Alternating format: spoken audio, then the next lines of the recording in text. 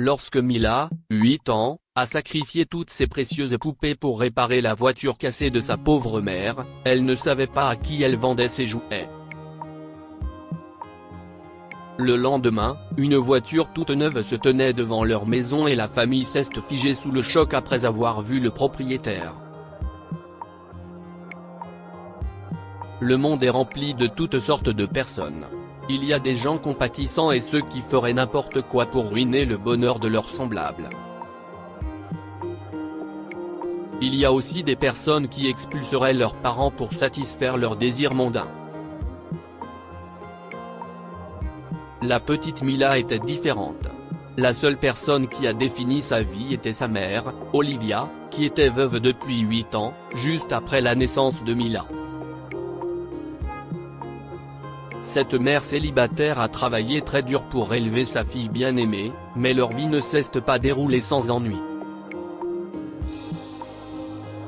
Peut-être que le pire qui soit arrivé était quand Olivia a eu un accident alors qu'elle rentrait chez elle dans sa vieille Mustang. « Maman, tu ne vas pas travailler aujourd'hui ?» a demandé la fillette de 8 ans une semaine après la sortie de l'hôpital de sa mère. Heureusement, Olivia n'a pas été gravement blessée, mais elle a eu le cœur brisé de voir sa voiture gravement endommagée. C'était son unique moyen de locomotion pour se rendre au restaurant où elle servait à 32 km de là. « Chérie, la voiture de maman est cassée. Je vais au travail en bus.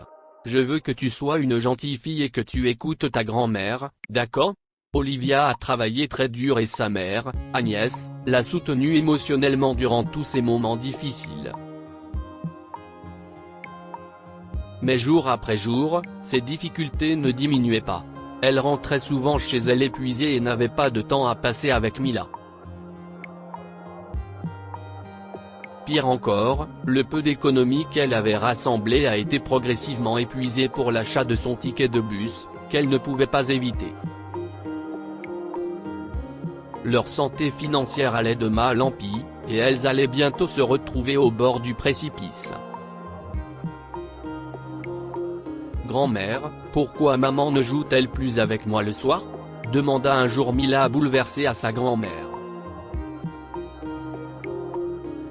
Je ne la vois dormir que toutes les nuits, et elle va travailler avant que je ne me réveille. Ma chérie, maman jouera avec toi, je te le promets, assura Agnès. Mais avant cela, elle doit faire réparer sa voiture. Les trajets en bus sont trop mouvementés de nos jours. La Mustang qu'Olivia conduisait appartenait à son défunt mari, le père de Jacob. Elle était vieille, mais fonctionnelle. Malheureusement, après qu'Olivia l'ait percutée contre un arbre en essayant d'éviter une collision avec un camion à grande vitesse, le capot et le moteur ont été gravement endommagés. Elle avait besoin d'au moins 1 500 $ pour la réparer, et elle ne pouvait pas se le permettre. Le restaurant où Olivia était serveuse était loin, et elle avait réellement besoin d'arranger sa voiture pour se rendre au travail. Malheureusement, cela tardait à se produire, et la misère commençait à ronger la tranquillité d'esprit d'Olivia. Siesti alors que la petite Mila a décidé d'aider à arranger les choses. La jeune fille a rassemblé toutes ses poupées préférées dans une boîte et les a étiquetées poupées à vendre, dans l'espoir de récolter suffisamment d'argent pour réparer la voiture de sa mère. Mais la petite fille naïve ne savait pas que ce serait un défi et que les visites à chaque porte de son quartier se solderaient par des échecs, et parfois, des paroles blessantes. Qu'est-ce que siesti ? a demandé une voisine en colère à la petite Mila le premier jour où elle vendait ses poupées. Pourquoi frappez-vous à ma porte, mon enfant ? Vous m'avez dérangé pendant mon entraînement de yoga, fulminait la femme. Madame Logan, pouvez-vous acheter une de ces poupées ? J'ai besoin d'argent pour réparer la voiture de ma mère. Quoi ? Je n'ai pas besoin de poupée, et ma fille ne joue quoi avec des jouets importés. Prends tes haillons et va-t'en, cria la méchante femme en claquant la porte au nez de la pauvre petite fille. Mais la petite Mila ne perdait pas espoir. Il y avait plus de 20 maisons dans le quartier, et on lui a toujours appris que si Dieu ferme une porte, il en ouvre toujours une autre. Confiante et pleine d'espoir, la petite fille se dirigea vers les prochaines maisons avec la lourde boîte. « Monsieur Charlie, pouvez-vous acheter une poupée ? Elle est toute neuve, et je ne l'ai pas encore sortie de sa boîte », disait Mila à un autre voisin. « Une poupée ? Eh bien, je ne suis pas un collectionneur de poupées. »« Désolé, chérie, » dit l'homme en souriant, ignorant les appels à l'aide de la jeune fille innocente. Le cœur brisé, Mila a regardé dans sa boîte et s'est mise à pleurer, ses larmes trempant ses poupées. Puis elle s'est approchée de la dernière maison, espérant toujours faire une vente. Qui est-ce ? Elle entendit une voix rauque derrière la porte. « Donnez-moi une seconde. Je vais allumer la bougie sur l'autel. » Quelques instants plus tard, la porte s'est ouverte et Mila a rencontré l'un de ses plus vieux voisins, Alex Higgs, un cascadeur à la retraite d'Hollywood. Les enfants avaient peur de sa stature gigantesque et de sa barbe débraillée, et ils ne s'amusaient jamais dans son jardin, alors voir la courageuse petite fille à sa porte intriguait cet homme. « Qu'est ce qu'il y a, ma chérie ?» lui a-t-il demandé. « Des poupées à vendre ? Qu'avez-vous là ? Et pourquoi vendez-vous vos poupées ? Ma mère est toujours fatiguée quand elle rentre à la maison. Mamie m'a dit que maman n'avait pas d'argent pour réparer notre voiture, et qu'elle ne pourra jouer avec moi et être heureuse que lorsque notre voiture sera réparée. Alors je l'aide à trouver de l'argent pour réparer notre voiture. » L'innocence de la petite fille frappa le cœur du vieil Alex. Il retroussa sa moustache et lui demanda combien coûtait une poupée. $2, dit-elle, et d'ajouter, « J'ai 20 poupées. » CIST $40, Alex s'exclama et lui demanda d'attendre.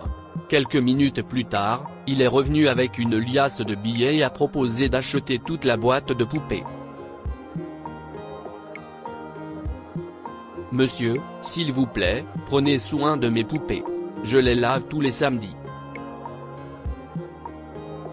S'il vous plaît, lavez-les et changez leurs vêtements », a déclaré Mila avant de s'en aller avec l'argent.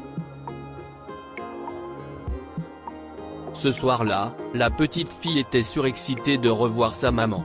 Elle courut vers elle et la serra dans ses bras, lui disant qu'elle n'avait plus besoin de s'inquiéter ou de voyager en bus. « Maman. Tiens, prends ces $40 que j'ai gagnés en vendant mes poupées. Répare notre voiture demain », a-t-elle proposé. Olivia était émue aux larmes. Elle a serré sa fille dans ses bras avec joie, mais elle n'a pas osé lui dire que $40 ne suffiraient pas pour réparer leur voiture. « Oh, ma chérie. Je suis si fière de toi. Je te promets que je réparerai bientôt notre voiture », a-t-elle dit, réconfortant Mila, qui pensait toujours que sa mère pourrait réparer la voiture sans effort avec cet argent. Alors que Mila passait une nuit paisible à rêver que sa mère conduisait à nouveau leur voiture, Olivia était atterrée d'avoir fait une promesse à sa fille qu'elle savait ne pas pouvoir tenir. Cependant, elle ignorait que le Tout-Puissant avait ouvert une nouvelle porte après avoir fermé le reste.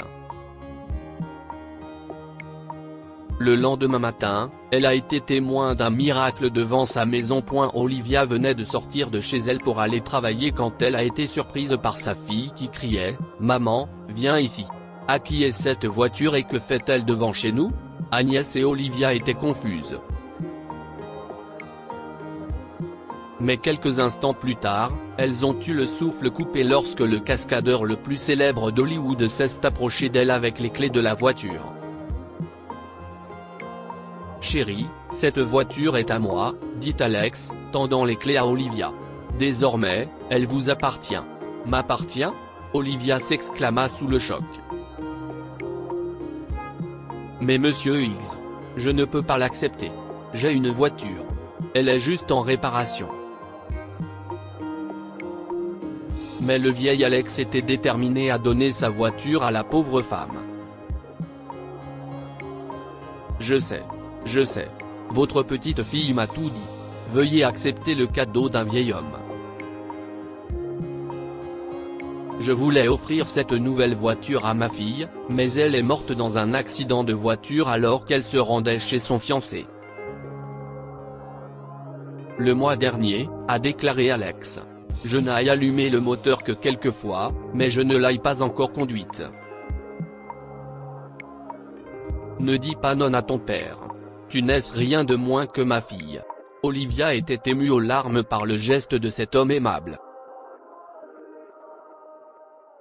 Même si elle ne voulait pas de la voiture, elle ne pouvait pas lui dire non.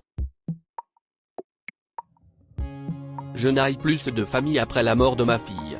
Je donne donc ce souvenir d'elle à quelqu'un qui pourrait être ma fille, a ajouté Alex en larmes. Touchée par ces paroles, Olivia prit les clés et inspecta la voiture. Lorsqu'elle ouvrit le coffre, elle sursauta de surprise. Les poupées de Mila étaient toutes là, ainsi que plusieurs boîtes emballées dans des cadeaux. Alex avait acheté encore plus de poupées pour la douce petite fille afin de récompenser sa compassion et son amour pour sa mère. Ce jour-là, Olivia a recommencé à croire au miracle et elle n'a jamais perdu espoir, peu importe les obstacles auxquels elle était confrontée. Alors que les enfants s'inspirent de leurs parents, le modèle de cette mère était sa fille compatissante, Mila. Que pouvons-nous apprendre de cette histoire ? Votre récompense est bien meilleure lorsque vous sacrifierez quelque chose qui vous tient à cœur pour une bonne cause. La petite Mila a vendu ses poupées préférées pour collecter de l'argent afin d'aider sa mère à réparer leur voiture cassée. En fin de compte, son cœur compatissant et désintéressé lui a rapporté plus que ce qu'elle voulait. Vous ne saurez peut-être jamais qui peut être votre sauveur. Respectez et soyez gentil avec tout le monde. Lorsque tous les voisins ont chassé la petite Mila, elle a trouvé son dernier recours dans le vieil Alex. L'homme a non seulement acheté toutes ses poupées, mais a également offert sa voiture à la mère de Mila pour l'aider. Cette histoire est inspirée de la vie quotidienne de nos lecteurs et rédigée par un écrivain professionnel. Toute ressemblance avec de véritables noms ou lieux est une pure coïncidence. Toutes les images sont utilisées uniquement à des fins d'illustration. Partagez votre histoire avec nous. Elle changera peut-être la vie de quelqu'un. Si vous souhaitez partager votre histoire, envoyez-nous un mail à info@amomama.com.